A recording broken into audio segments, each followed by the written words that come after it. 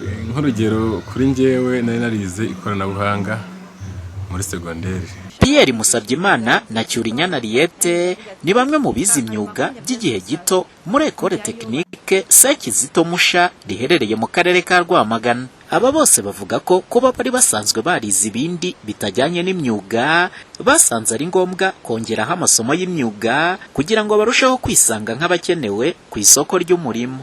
Bituma nimba hari ubundi bumenyi nafashe mu mashuri asanzwe, bya bindi ya myuga nize ituma ngira ubunararibonye muri byo. Mu gihe ngiye gushaka akazi, ntabwo nkora nk'abantu batigeze biga andi mashuri.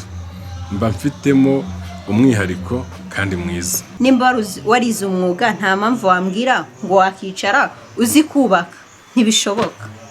Ugomba kujya kuri site ukaka akazi ugakora. Mu mboni ya Geoffrey Rutagambwa, umujyanama w'ubuyobozi mu kigo cy'igihugu gishinzwe guteza imbere tekinike, imyuga n'ubumenyi ngiro, ashimangira ko iyo umuntu yongereye amasomo y'imyuga ku masomo asanzwe yari afite, aba ari inyungu mu buryo bubiri. Icyiza rero cyo kugira ngo wongereho umwuga ku mashuri wize, ni ukugira ngo ushobore kwikorera ibintu by'ibanze wowe ubwawe, kurusha uko wajya guhora uhamagara abo hanze kugira ngo bagufashe ku kintu nawe ufitiye amaboko ushobora gukora, ufite n'ubumenyi ushobora kwikorera. Ahubwo aho kugira ngo ujye guhamagara abandi bashobore bagufasha buri tuntu twose, ni byiza ko nibwo waba ufite degree, nibwo waba ufite iki warangije kaminuza, ariko nibura bikorohereza kugira ngo wige na wa mwuga. Nudakoresha ya degree wakuye muri kaminuza, ukoresha na wa mwuga ushobora kuguteza imbere. Uku kumva ko kuba warize amasomo asanzwe muri kaminuza cyangwa ahandi atari igisebo cyangwa guta igihe kongeraho amasomo y'imyuga, niwo mujyo abamaze umwaka biga aya masomo y'imyuga muri Ecole Technique Sekizito Musha, kugeza n'ubwo bamwe bahise babona akazi bakiri kwigira ku murimo. Alexia Nkurunziza ni CEO w'umuryango Hamode Jeune, ari nawo washinze iki kigo. Uyu munsi rero ibintu bamaze kwiga ni uguteza imbere igihugu atari muri aya magambo turi kuvuga, ahubwo mu bikorwa. Kuko niba yarize kubaka, ntabwo tumutumye gusinzira, tumutumye kubaka kandi yubaka ibigezweho bijyanye n'igihe.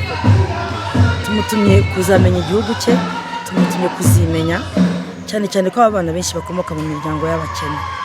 Turashaka ko icyo cyapa cyo kuvuga ngo umuryango w'abakene kivaho, ntabwo barerewe kugira ngo bagume mu miryango y'abakene.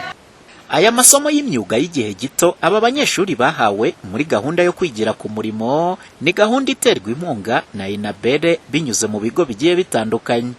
Mathias Piani waruhagarariye Enabere muri iki gikorwa, yasabye aba banyeshuri barangije kumva ko ubuzima ari bwo butangiye, bashyira mu bikorwa ibyo bize kandi baharanira kubikora kinyamwuga. Muri rusange muri iki kigo mu byiciro bitandatu hamaze kurangiza abanyeshuri bagera kuri 362. Umuhoza Honore, Flash TV, mu karere ka Rwamagana mu burasirazuba bw'u Rwanda.